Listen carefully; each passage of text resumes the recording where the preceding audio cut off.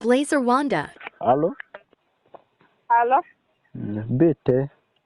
ni byiza. Njye nitwa Nzabazengereza nari hano Nyabugogo.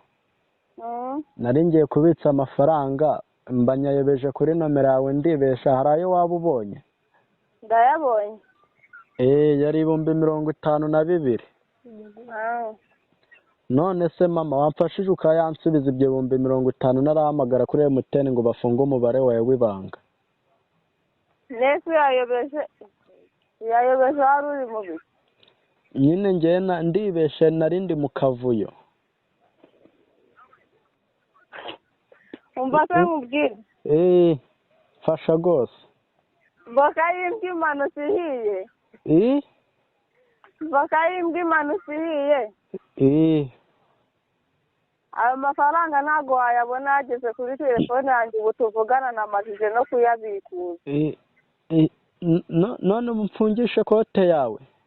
Yifungishe. Ariko aho ngaho uba utangiye kungora ni ukuri. Nkugora iki se? Sawa ngaho genda uyarya azagukize wanda yawe y'umugore. Indani we gashino kayo ko wambaye ka. Zibaho wa mukecuru genda uyarye gahambirwe. Umukecuru ni nyina wa nyoko gatwere nyoko. Uragapfa utabyaye ntuzigere ubyara, n'abo uzabyara bazaze basa nk'ibitera wamabyiwe.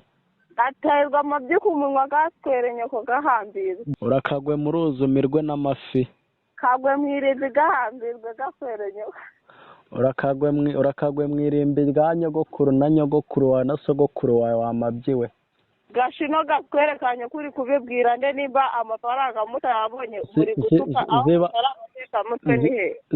Zibaho ngaho kadwigora utubarwaye wamabyiwe nyakurwara umutezi we. Karwara umutezi uri umukobwa wandayawe. Kanya kuri kubibwira nde gashino kanyo.